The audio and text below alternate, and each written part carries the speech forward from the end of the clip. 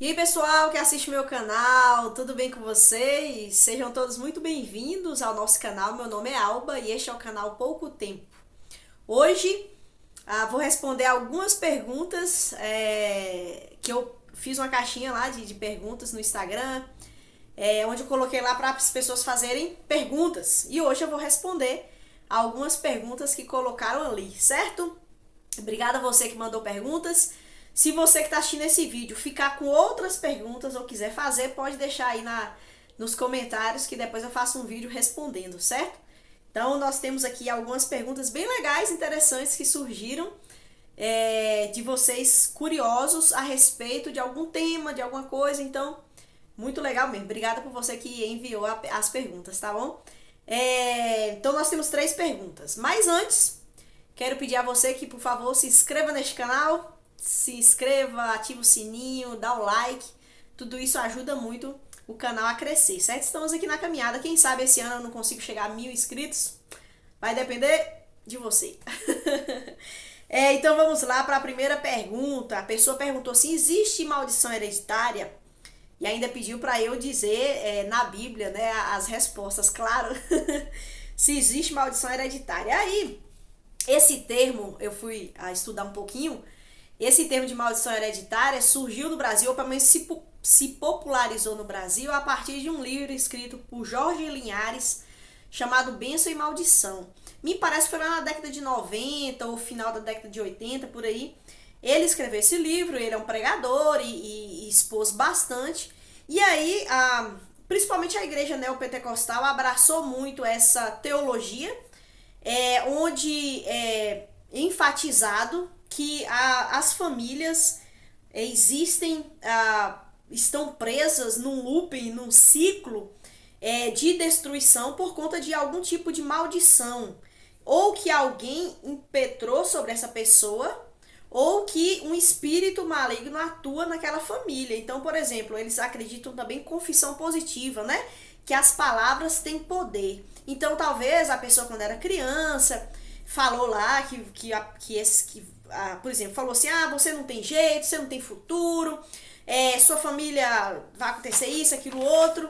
E a pessoa entende e crê que a família dela tá amaldiçoada, porque um pai, uma mãe, um tio ou alguém externo à família falou alguma coisa e aí por conta disso a família tá amaldiçoada. Aí tem gente que acha que tem família tem espírito de prostituição, espírito de pobreza, espírito de doença, de derrota e por aí vai. Então, essa questão da maldição hereditária no Brasil tem um grande efeito onde as pessoas acreditam que existem espíritos que atuam fazendo com que aquela família perpetue num comportamento ou numa questão ruim, obviamente, né? Ou então que essa palavra tem poder de tal maneira que faz com que a vida da pessoa se torne maldita porque alguém disse isso e isso afetou grandemente aquela vida, aquela família, então a pessoa está presa nisso daí. Aí os neopentecostais, entendendo ser isso algo verdadeiro, eles então lançam muitas programações em suas igrejas, com cultos, com rituais, com ministrações para quebra de maldição. Porque acreditam que a pessoa está presa naquela maldição, então ela precisa ir para a igreja e participar de uma série de rituais ou de várias coisas que eles criam, né? Correntes de oração, uso de óleos, uso de vários símbolos, um copo d'água, uma flor ungida, uma oração poderosa de alguém, de um profeta, de um apóstolo que vem de fora, e aí essa pessoa, esse ritual ou esses elementos conseguem quebrar essa maldição. Então, isso tem na nossa cultura e no espírito aí neopentecostal muito forte. Mas o que a Bíblia diz, né? A gente sabe que, por exemplo, em Êxodo capítulo 20, quando Deus apresenta a lei de Deus, ele diz assim, por exemplo, no versículo 5 e 6, no capítulo 20 de Êxodo: não te prostrarás diante deles, nem lhe prestarás culto. Deus falando que só ele deve ser adorado, né? Porque eu, o Senhor teu Deus, sou Deus zeloso, que castiga os filhos pelos pecados de seus pais até a terceira e quarta geração daqueles que me desprezam. Então, se você também for ler Deuteronômio, capítulo 11, versículo 26 até o 28, ali também vai tratar de bênçãos e maldições. Então, no processo do Antigo Testamento, nós vemos alguns padrões dessa forma, de que Deus falando de que os filhos sofreriam maldição por conta dos pecados dos seus pais, né? E aí, então, alguns pegam esses textos e se apoiam nele para criar uma teologia da maldição hereditária. Mas essas pessoas, elas não levam em conta toda a história bíblica, porque aí, trazendo aqui algumas refutações, por exemplo, Deus ele se revelou ao homem ao longo da história. Então, ao longo da história, Deus foi revelando o seu plano para o homem. Esses teólogos e pastores, eles esquecem de que Deus ele tinha um propósito com o povo de Israel, que é diferente do povo, a igreja. Então, o Antigo Testamento é Deus tratando com um povo, com uma nação específica, que é o povo de Israel, e ele tratou de uma forma diferente. Não é que Deus mudou, mas é que na progressão de revelação do plano de Deus através de Cristo Jesus, a história passou por aquilo dali.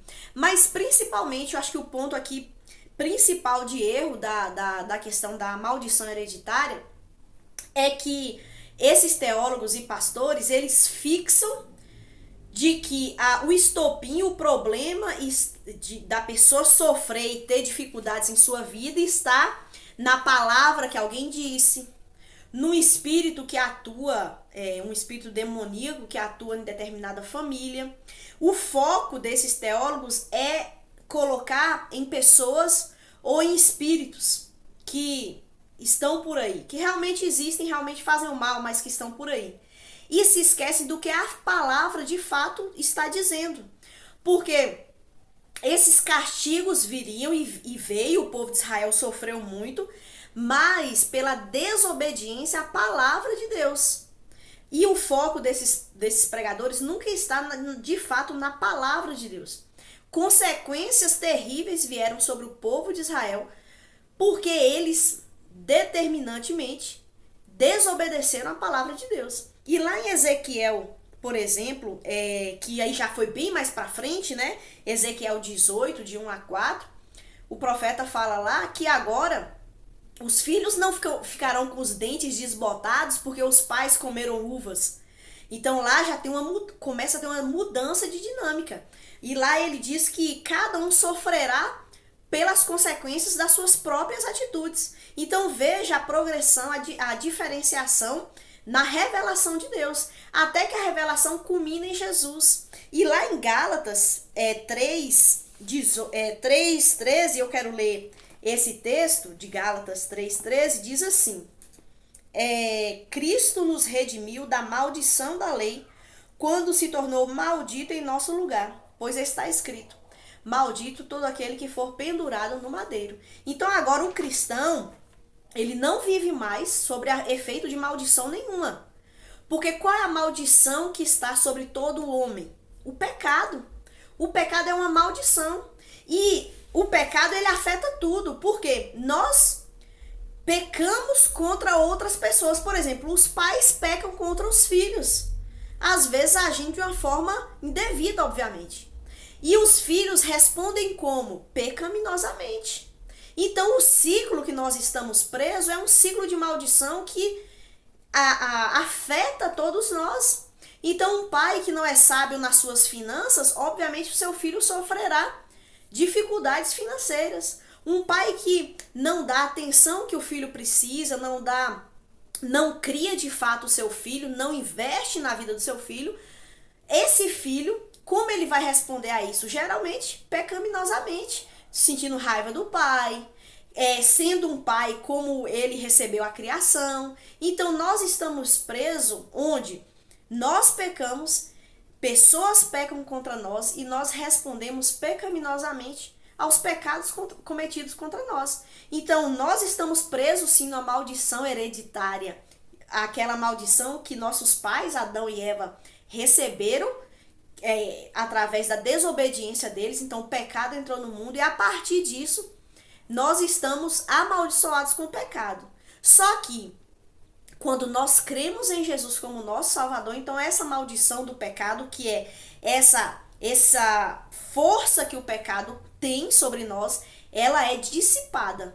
E agora nós somos abençoados por Deus. Então, um cristão, ele não está sob a maldição, mas ele está sob a graça e a bênção de Deus. E todas as bênçãos espirituais nas regiões celestiais agora são nos dadas através de Jesus. Então é um tema interessante, daria para falar mais, mas eu já demorei demais aqui respondendo esse. Mas é isso. Maldição hereditária, nós temos com os nossos pais Adão e Eva o pecado. Mas quando você e eu cremos em Jesus como nosso Salvador, agora nós temos e estamos debaixo das bênçãos de Deus. E somos responsáveis por nossas atitudes. Se eu tenho uma atitude de obediência a Deus, de entrega ao Senhor, de serviço ao Senhor, obviamente eu vou receber boas recompensas a partir disso. Mas se eu me coloco em desobediência ao Senhor, eu vou sofrer a punição dessa desobediência. Então, mais ou menos isso aqui. Outra pergunta, pra não demorar tanto, eu converso demais.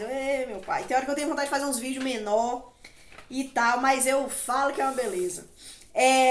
Outra pergunta foi o seguinte: como combater visões relativistas sobre a salvação, divindade de Cristo, pecado, etc. Como combater o relativismo nessas questões, né? E aí, pra gente poder acertar aqui, eu queria falar principalmente sobre o problema do relativismo. O relativismo é uma tentativa contemporânea de desconstruir as noções de bem, de bom, de justiça, né? O relativismo diz que a verdade é relativa, dependendo do indivíduo, do contexto. Por exemplo, alguém vai dizer assim, né? O que é verdade para mim não é verdade para você. Então, o relativismo nós vemos ele atuante na nossa sociedade. E aí tem um problema muito sério, porque o relativismo busca desconstruir universais. Ou seja, as pessoas muitas, né, se firmam e usam o relativismo como uma muleta para tentar fugir de questões difíceis e questões que muitas vezes a confrontam. E ela diz assim, ela foge da seguinte forma: não, alto lá, o que é verdade para você não é para mim. Só que o relativismo, ele é insustentável. As pessoas que buscam ou que se ancoram no relativismo realmente não levam ele às últimas consequências, porque não dá para ser relativista. Um exemplo aí, né, assim, bem tosco talvez, mas se você passa na rua e você vê uma pessoa adulta, tanto pode ser uma mulher, mas adulto, forte, batendo numa criança. Talvez você poderia dizer assim e correr lá e falar: não, isso aqui é uma injustiça, você não pode fazer isso. E a pessoa pode dizer para você: calma, isso é relativo.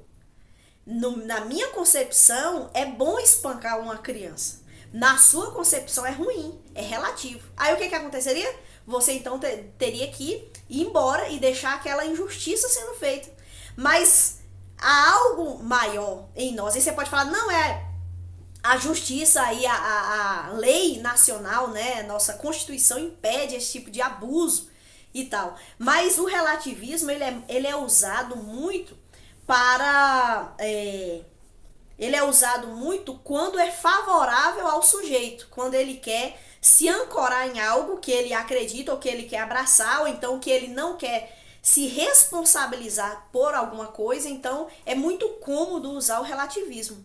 Mas o relativismo, ele é insustentável. Primeiro que a gente não consegue sustentar o relativismo até as últimas consequências, e depois porque o relativismo é essa situação onde a pessoa usa, o ser humano usa só quando lhe é conveniente. Mas o problema do relativismo é que ele afronta a realidade objetiva.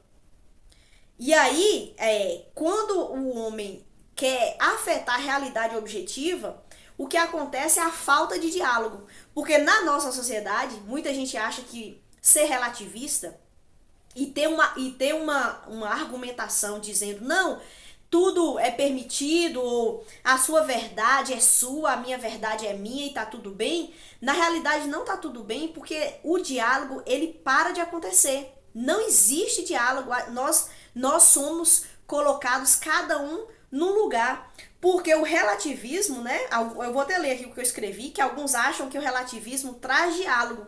Isso não é verdade.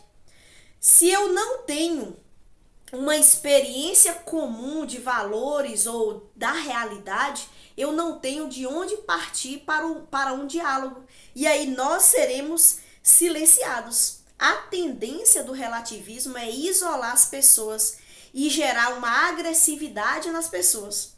Porque ao você tentar mostrar para a pessoa que a percepção dela está distorcida, ela então vai sentir isso como uma ofensa, porque nós vivemos uma época de afetividade.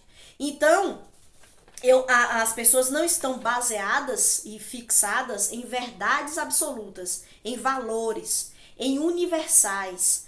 Elas não desejam isso. Elas desejam, nós vivemos assim nessa luta de buscarmos satisfazer os nossos desejos. E aí quando nós somos confrontados, e aí a gente tem esse pensamento do relativismo, então a gente gera agressividade contra o outro.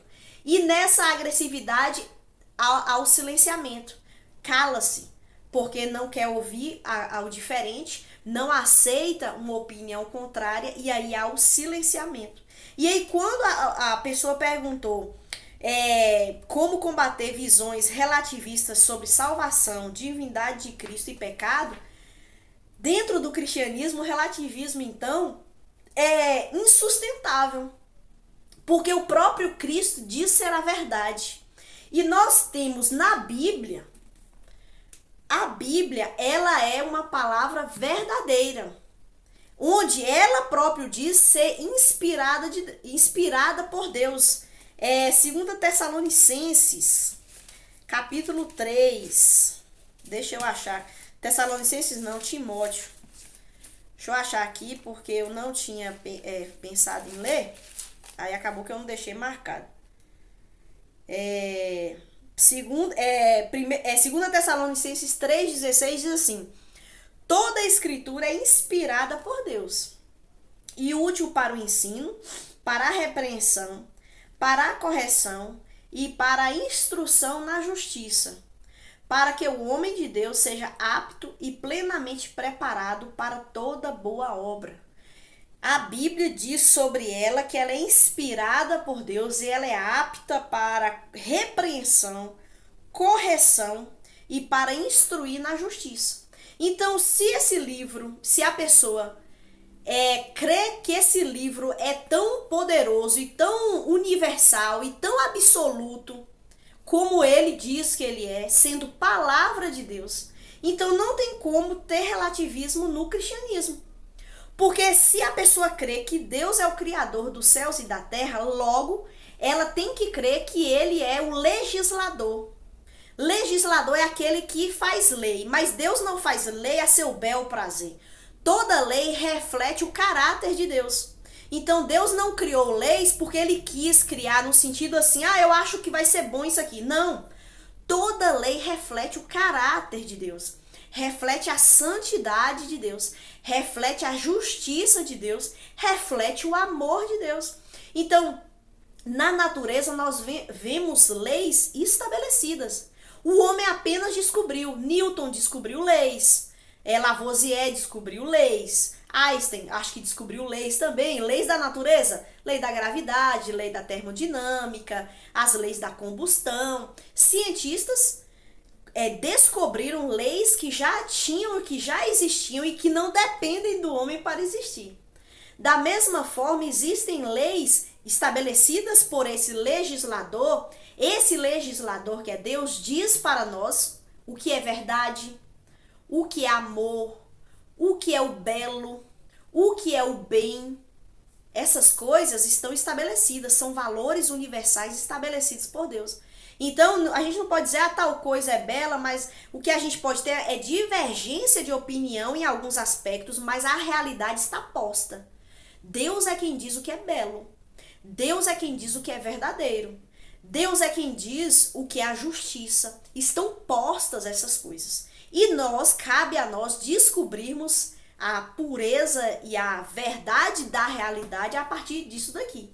Então, no cristianismo não tem como ter relativismo, porque a Bíblia deixa claro sobre a salvação, o que é, como é, qual o mecanismo, a Bíblia deixa claro. A divindade de Cristo, a Bíblia deixa muito claro. O pecado, a Bíblia deixa claro. Então, e o homem com sabedoria criou, por exemplo, a teologia sistemática, onde aborda cada aspecto desse. E o cristão, como é que o cristão foge do relativismo? Se firmando na verdade da palavra de Deus. Lendo a palavra, estudando a palavra, indo para EBD, indo para o culto, fazendo um curso teológico se puder, se aprofundando e se apropriando da verdade da palavra de Deus. Certo? A última pergunta, eita, olha o tempo, eu converso mais, meu Deus do céu. A última perguntinha aqui, e aí vou deixar outra pergunta para o próximo vídeo que tiver sobre perguntas, mas fique aí à vontade para fazer outras perguntas nos comentários, certo? Uma outra pergunta aqui. Explique, por favor, a diferenciação dos grupos que aparecem nos evangelhos, os fariseus, os escribas e os saduceus.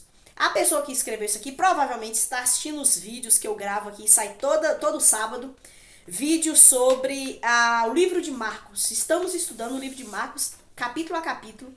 Todo sábado sai ali um capítulo da Bíblia, tem sido muito bom. Então acompanhe, vou deixar aqui o link da descrição, acompanhe lá. Nós temos estudado cada capítulo da Bíblia por semana, até terminarmos todos os capítulos da Bíblia. E aí em Marcos, há aqueles confrontos, aquelas investidas dos fariseus, dos saduceus contra Jesus. E aí há aqueles diálogos muitas vezes tensos, onde Jesus, que é a verdade, mostra a verdade. E aqueles homens, aqueles grupos, muitos deles creram em Jesus, mas muitos outros se voltaram agressivamente contra Jesus até levarem Jesus à cruz, né? Então vamos lá, quem eram os fariseus? E aqui rapidinho, continua aí, não sai não, para vocês saberem quem eram cada um, né? Quem eram os fariseus? Eles eram um grupo devoto de judeus, obviamente, de judeus. Eles eram atentos à lei de Deus e eles usavam vários vestimentas, eles eram preocupados com as vestimentas, eles usavam um tipo de couro que passa assim em volta do braço, que demonstrava ali a lei de Deus. Eles se mostravam piedosos, nas praças, eles estendiam a mão, faziam orações, chamavam muita atenção por sua piedade. Mas a piedade deles era extremamente hipócrita, né? Como Jesus identificava. Eles criaram a lei oral, então Deus já tinha dado toda a lei, todos os desígnios, todos os mandamentos, Deus já tinha estabelecido em sua lei, em sua palavra, mas eles acharam pouco. Aí eles criaram mais centenas de leis orais e eles eram arraigados à tradição. Arraigados à tradição. Por isso que havia muitos embates entre eles e Jesus, porque eles falavam, mas a tradição diz isso e aquilo outro.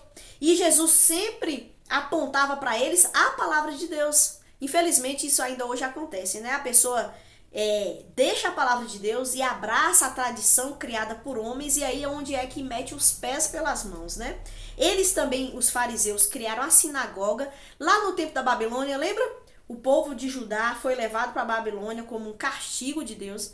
E lá eles passaram 70 anos. O templo tinha sido destruído, eles estavam longe do templo. Então eles criaram um local chamado sinagoga, que era um local que os judeus podiam ir para ouvir a palavra de Deus, ouvir esses ensinamentos e tradições orais e se aproximar de Deus, né? Fariseu significa separado ou verdadeira comunidade de Israel. Então eles se orgulhavam muito disso, certo? Agora os escribas. Escriba significa escrivão. Eles eram os copistas, faziam a cópia da Bíblia. Porque naquela época não tinha impresso bonitinho como a gente tem hoje, né? A Bíblia era escrita em pergaminhos, era escrita em papiro, e aí esses homens, eles trabalhavam arduamente, com muito temor, com muito cuidado, em fazer cópias para preservar a palavra de Deus. E aí, é o seguinte, como eles tinham muito acesso à palavra de Deus, eles determinaram que os judeus eram obrigados a obedecer 613 preceitos da lei. Então a lei mosaica, a lei do povo de Israel tinha 613 preceitos. 365 negativos, ou seja, de que não pode fazer, e 248 positivos, dizendo o que podia fazer. Então os escribas, eles eram muito